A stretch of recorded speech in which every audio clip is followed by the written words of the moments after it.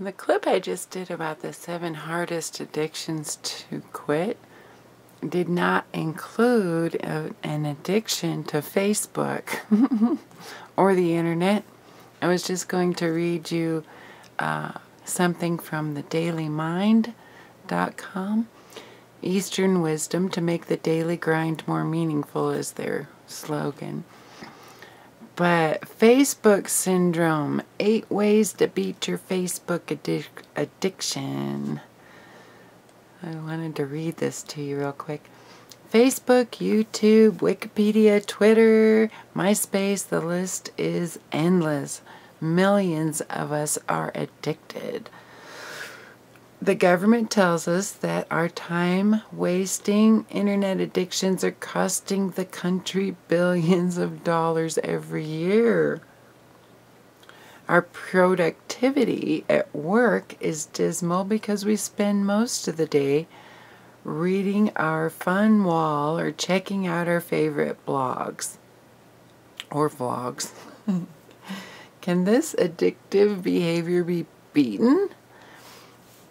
I'll include the link below. Like I said, I'm reading it from the Daily Mind, and it doesn't have an author here.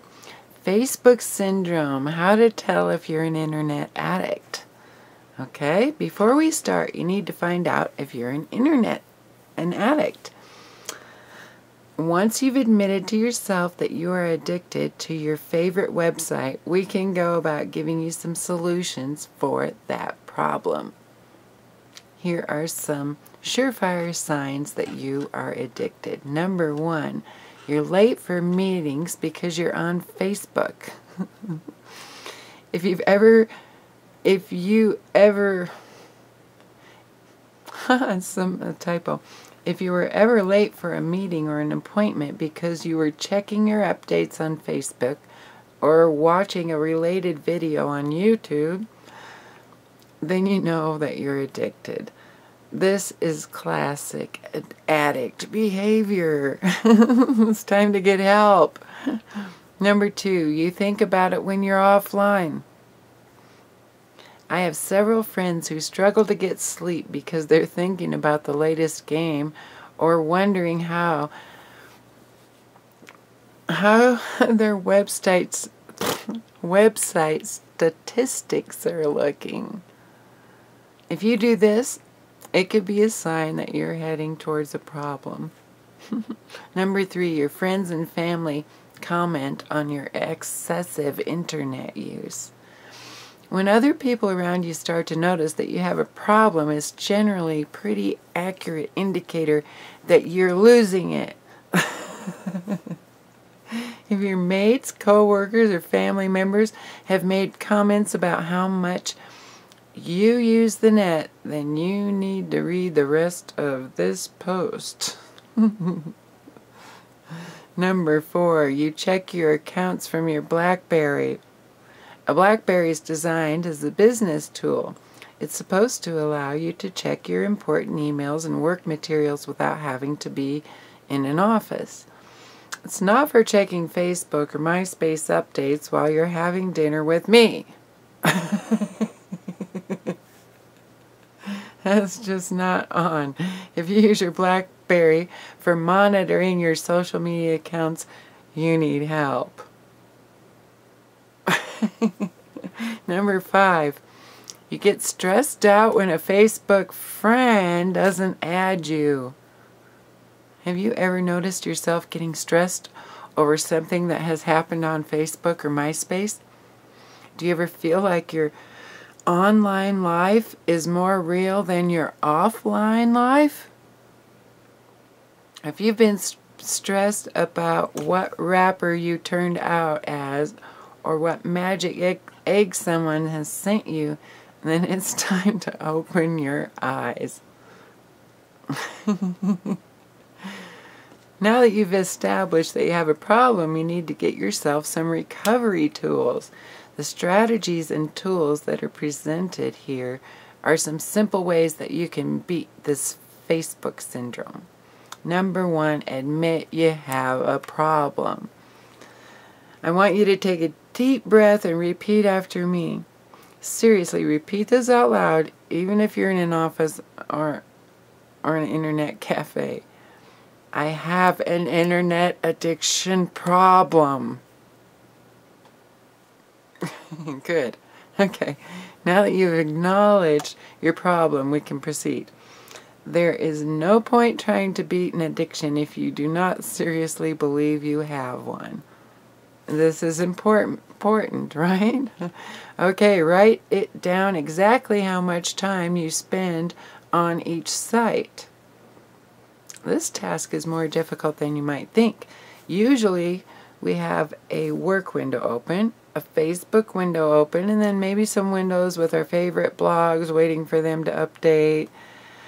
What you need to do is close windows and open them only, and only open them once you've written down the time. Then, when you close the window down, you need to lock down the time again. Then write down how much money they spend in it. Oh, wait. I'm reading the wrong paragraph, sorry. At the end of the day, add up how much time you've been on your chosen site and record it in a little book. The reason it's important to know how long you've been on the sites is because it gives you a solid measure of how bad your addiction is. Recovering gamblers do the same thing. They write down how much money they spend in a day. We need to write down our Facebook hours. After a few days, weeks, or months, this number should decrease. Okay, number 3 helpful hint is give yourself a set time of day to visit. So we need to realize that spending time on these sites is not necessarily a bad thing. Done in the right amounts, it can be a lot of fun and really quite healthy, right? However, if you start to notice that your law school assignment is still not done because you've been watching Tom Cruise's Scientology rant on YouTube all night, then it has gone way beyond a joke. Instead of banning the site altogether, why not give yourself a set period of time to visit? For example, you might want to give yourself 20 minutes of the workday to check all your updates and not log on for the rest of the day. Or you might decide that the last 30 minutes of work is MySpace time as a reward for a long day of super productive work. Yeah. Banning your addiction outright often leads to a Facebook relapse. We don't want this. Give yourself some set times to visit and don't break the limits. So number 4 hint is turn off email notifications. Email notifications are like little red devils coming to sit on your shoulder begging you to come back and visit Facebook. Turn them off. You don't need to be notified every time someone sends you a message. Right? If it was that important, they should email you, or God forbid, use the telephone.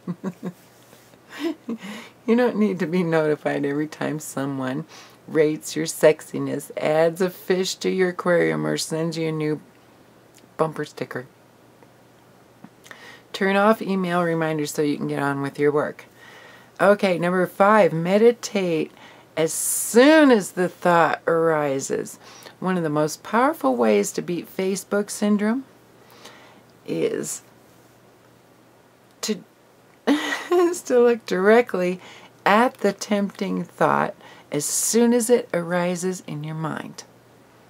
You do not need to judge it or try to push it out, just look at it. The thought might arise as a worrying thought that begs you to check your updates so you don't offend anyone, or it might appear as a carefree thought saying that one quick look won't hurt. Whatever it arises as, the meditation is to just look at it. When you can do that, the power of the thought will be drained well and truly. Number 6, get off the computer. Really, do you need to spend that much time on the computer? Honestly, ask yourself, instead of getting home, pouring a beer and sitting in front of the computer to check your updates, you could go for a walk. Hit the gym or see a movie. There's so much more to do in life than watch your hatching egg grow. Really, there is. Number 7, write down what you used to do before Facebook. What did we do? How do we live? Okay, something that can be really useful is to write down a list of things you did before you got addicted to Facebook or MySpace. For example, some people might write, I used to meet girls. Try and reconnect with what you used to do before these sites became such a big part of your life. Some of you will be quite surprised how much you do not do because you're spending so much time on the internet. You may also notice around the same time your waistline suddenly started getting bigger. Okay, number 8, block the sites the real way. Your computer allows you to block certain sites. Sure, you can unblock them straight away if you wanted to, but the more barriers that you put in the way, the better. However, if you want to seriously block these sites from your computer, you can do it the real way. And then it tells you how to do that. The conclusion on beating the Facebook syndrome. This article is intended as a bit of a joke, because I noticed that I was spending a ridiculous amount of time on these sites. The above techniques are techniques I have used to cut back on the time I was wasting. Sure, they'll work for you, but if you know of any other, please let us know. I linked this article below for you. Thanks for watching, and good luck on working out your own addictions. I know Facebook addicted people. You know what I'm saying? Or not just Facebook, a screen addict. Just you're trying to have a conversation and they are multitasking by texting and screening, you know. Yeah, it's could be a little bit of a problem in the future if we keep up at this pace, right? Anyway, thanks for watching, guys. Hope you're having a great day.